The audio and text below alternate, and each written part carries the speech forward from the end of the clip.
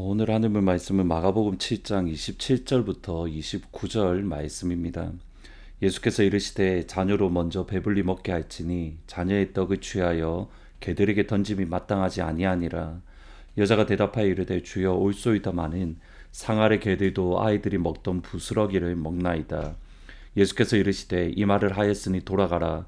귀신이 내 딸에게서 나갔느니라. 두로는 예수님께서 조금 전 사역하셨던 가버나움에서 34마일, 그러니까 56km 정도 떨어진 이방인의 땅입니다. 북이스라엘에서 가장 악한 왕 중에 한 명인 아합의 부인 이세벨의 고향입니다. 예수님이 태어나시기 전 200년 전에 두로는 유대인들과 전쟁을 했던 곳으로 요세푸스라는 유대인 당시의 학자는 두로를 가장 악명 높은, 유대인들에게 있어서 가장 악명 높은 적이 다름 아닌 두로 사람들이다. 예수님이 다름 아닌 그 두로 땅에 들어가셨습니다.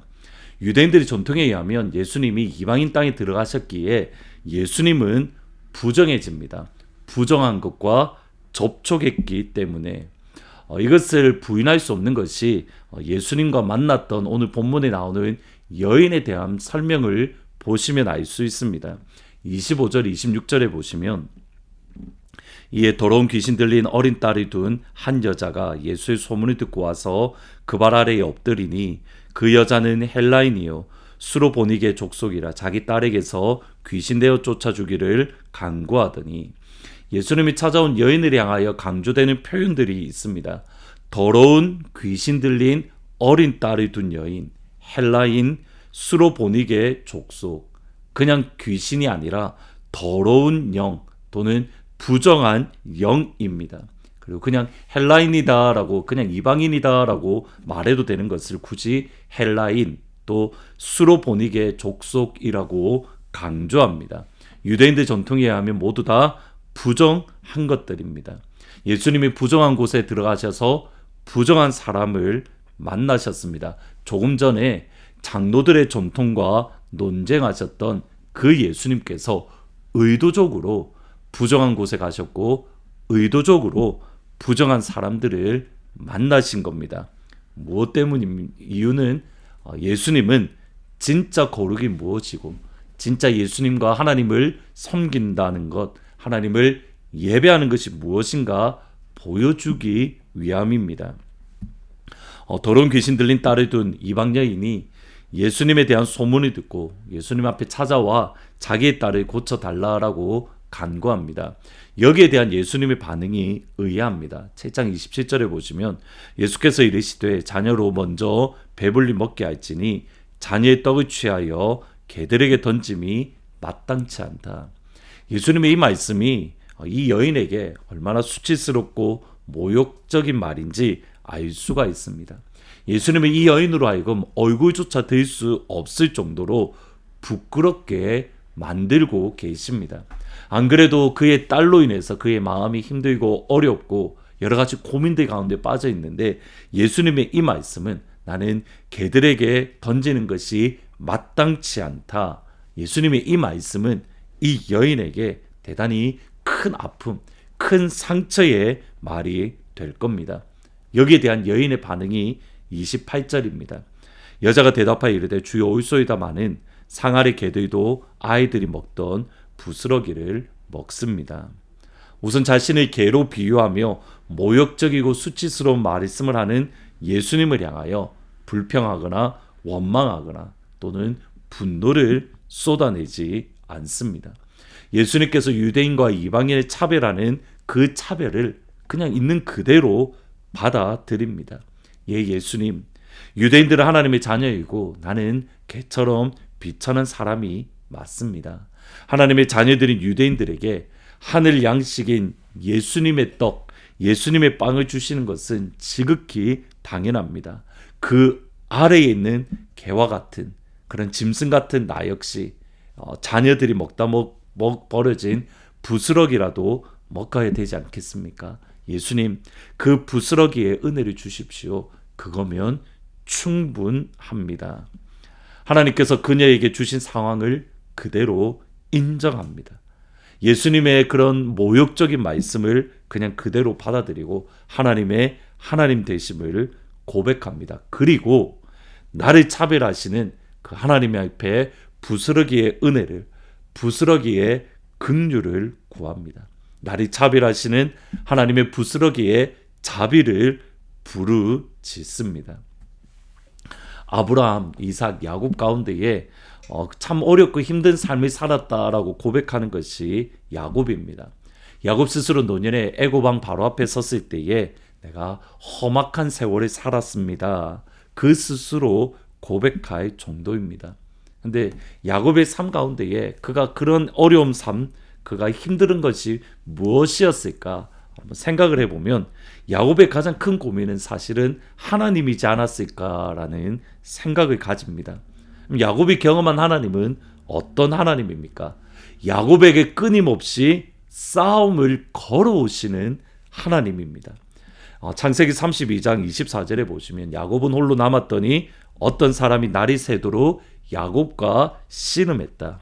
여기 씨름하다는 말은 먼지에서 뒹구이다, 먼지를 뒤집어 쓰다라는 말로 그 정도로 야곱은 이 사람과 어떤 사람과 치열하게 싸웠다, 치열하게 씨름했다는 것을 알 수 있습니다. 여기 재미난 것이 뭐냐면 누가 먼저 싸움을 시작했는가, 누가 먼저 싸움을 걸었는가인데 야곱이 아닙니다. 홀로 남아있는 야곱에게, 너무 힘들고 어렵고 처량한 야곱에게 어떤 사람이 먼저 다가와서 시비를 걸고 흙을 뒤집어 쓰고 싸울 정도로 치열하게 싸움을 걸었습니다. 그러니까 어떤 사람이 야곱에게 싸움을 걸었다.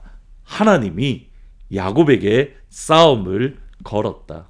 이렇게 표현할 수 있습니다. 나에게 시비를 거시는 하나님, 나에게 싸움을 걸어 오시는 하나님. 야곱이 경험한 하나님은 분명히 위로의 하나님, 격려의 하나님, 치유의 하나님이 있습니다. 그런데 거기에 가기에 앞서서 야곱이 경험한 하나님은 그가 홀로 남아있을 때에, 그가 너무 처량하고 아파서 홀로 남아있을 때에 나에게 싸움을 걸어오시는 하나님. 그때 야곱의 반응을 보셔야 됩니다. 하나님, 내게 축복을 주지 않으면 이 손을 놓지 않겠습니다. 그의 환도뼈가 부러지는 가운데서도 내게 복을 주지 않으면 내가 이 손을 놓지 않겠습니다. 그런 야곱을 향하여 하나님과 더불어 싸워 이겼다. 이스라엘. 더러운 귀신 들린 딸을 가진 헬라 여인에게 예수님은 마치 그와 같습니다. 도움을 청하러 온 여인에게 예수님은 그냥 보내주신 것도 아니고 그녀에게 싸움을 거시고 그녀에게 어떤 면에서는 시비를 거시는 듯합니다. 친절하고 따뜻한 사랑으로 이 여인에게 찾아가는 것이 아니라 불편하게 냉소적으로 모멸감을 주며 찾아오십니다. 시비를 거시는 예수님, 우리에게 공격적으로 다가오시는 하나님. 그때에 우리가 어떤 반응을 하는가, 그것이 너무 중요합니다. 주님, 부스러기 은혜라도 나에게 주십시오. 그때의 주님의 말씀입니다. 예수께서 이르시되 이 말을 하였으니 돌아가라, 귀신이 내 딸에게서 나갔느니라. 우리가 하나님 앞에 나아갈 때에 하나님의 여러 모습들을 우리가 기억을 해야 됩니다. 때로는 우리에게 사랑의 손길로 다가올 때도 계십니다.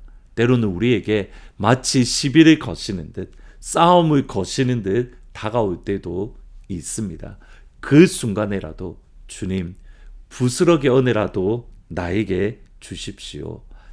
이스라엘이라는 이름을 얻을 수 있는, 내게 복을 주지 않으면 내가 이 손을 놓을 수 없습니다. 하나님의 끝까지 붙들고 하나님의 손을 끝까지 의지하는 사랑하는 하느님 가족들이 되어서 오늘 이 시간 이스라엘이라는 이름을 받으며 이 말을 하였으니 돌아가라, 내가 회복되었느니라, 이 하나님의 음성을 들을 수 있는 사랑하는 하느님 모든 가족들이 되기를 주님의 이름으로 축복합니다.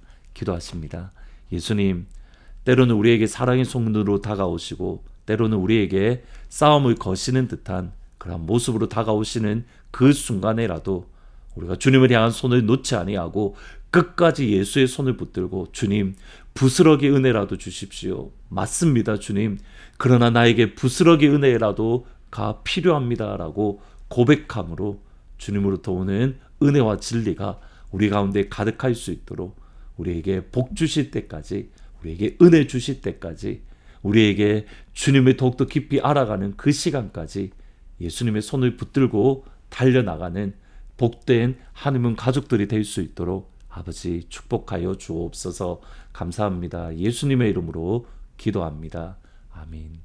끝까지 예수님의 손을 붙들고 주님으로부터 오는 부스러기 은혜, 넉넉한 그 은혜를 받을 수 있기를 주님의 이름으로 축복합니다. 예수 사랑하심은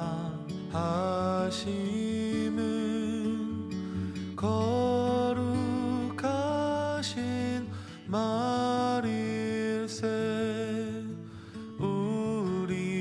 우리들은 약하나 예수 권세만 도다. 나를 사랑하시고 나의 죄를 다 씻어